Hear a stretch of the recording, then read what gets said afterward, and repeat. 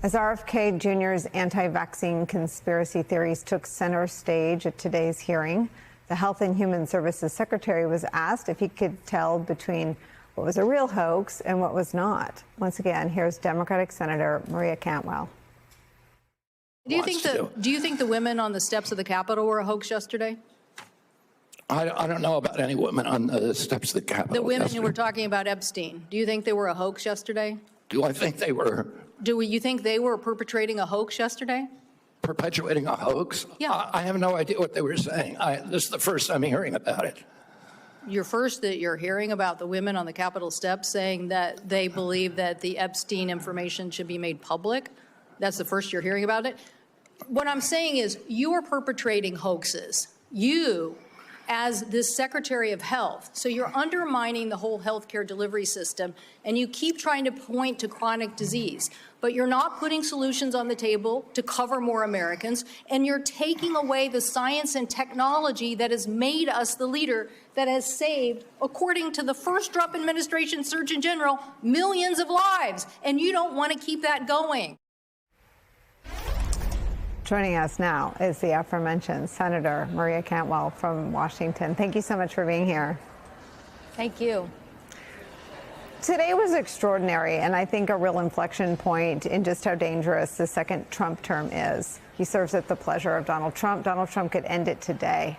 What are your thoughts coming out of today's hearing? Well, I think if you actually went back to his nomination hearing, you would see that a lot of people ask this very question. What do you really believe, and what are you going to follow, and are you going to follow science? So a lot of people on my side of the aisle didn't buy it when he said he was going to create the gold standard for science. We didn't believe it. Some people on the other side, took him at his word. But now here we are many months later, and we see the effects of him gutting really 100 years of science when it comes to vaccines. Literally saying, things about measles that are not helping us fight what is a growing number of measles outbreaks in the United States of America, confusing parents, and certainly taking money away from one of the most successful vaccination efforts ever by getting a speedy response, as your last guest just articulated, in why the technology that was the basis for the COVID response was so important in saving millions of lives. Senator, Republicans have gone along with all sorts of things that, as an ex-Republican, I know they don't believe in when it comes to tariffs, to pandering to Vladimir Putin, to all sorts of things. But going along with RFK Jr. was next level. Let me show you some of that regret that came through today. This is Senator John Barrasso. So over the last 50 years, vaccines are estimated to have saved 154 million lives worldwide. I support vaccines. I'm a doctor. Vaccines work. Secretary Kennedy, in your confirmation hearings, you promised to uphold the highest standards for vaccines.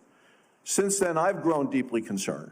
The public has seen measles outbreaks, leadership of the National Institute of Health questioning the use of mRNA vaccines, the recently confirmed director of Centers for Disease Control and Prevention fired.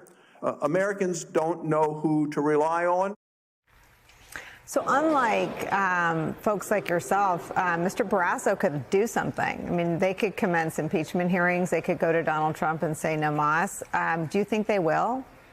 Well, I think the jig is up. We had two Republican doctors today questioning Secretary Kennedy and basically saying you are not following the science. And obviously, as physicians, they know very well the role that vaccine has played in the history in saving American lives. And so they are questioning him. I hope that more of my Republican colleagues will join in that questioning. They, too, could send a letter to the president saying they are concerned about the cuts in vaccinations and backing away from this kind of health care. So I hope that they do.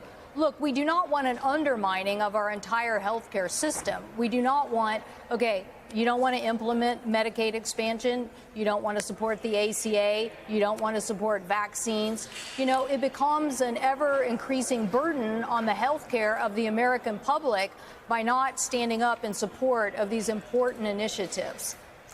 What do you have to say to Donald Trump directly about someone who he appointed who undermines and obviously doesn't believe in what is his crowning achievement of his first term as president, the development of the first COVID vaccine?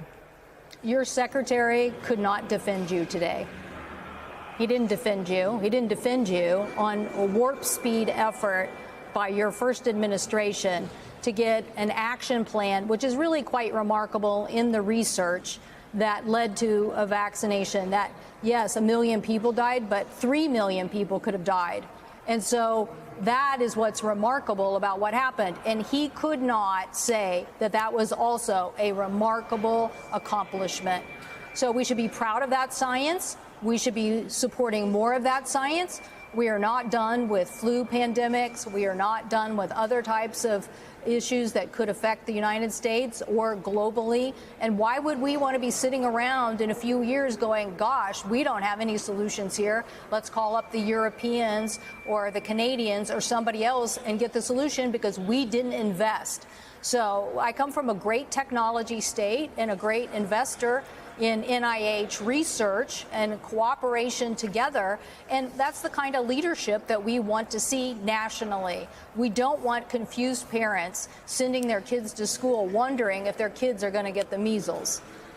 Can you explain what happens when vaccines are undermined? It's not just that they're not mandated. It's that once doubt is cast, a parent with a very young child maybe misses a couple in a series, and then that child is not fully protected at a very young age. It's not just that they're not available for purchase, but people who can't afford them or maybe aren't sure if it's worth it don't have access to covered vaccines. Can you just explain the long line of what happens after someone like RFK calls them into question? Well, it didn't take a lot during COVID for people to put some crazy ideas on the internet about what you could take to deal with COVID, and people actually did it and died. So we don't need somebody in a key healthcare position basically misinforming the public about the risks of not getting a vaccination. And he's promulgating a notion that somehow you don't have to take it and we could underinvest, and that underinvestment is somehow going to meet the challenge of the next disease. And so, again, we have 100 years of history, as I pointed out in that chart. We have what happened in the 20th century, and we know what has happened in the 21st century. And we've eradicated some of these diseases. But now he's opening the door for them to potentially be another sizable event, and have a healthcare expert on talking about the unbelievably harsh outcomes of measles. It's so sad.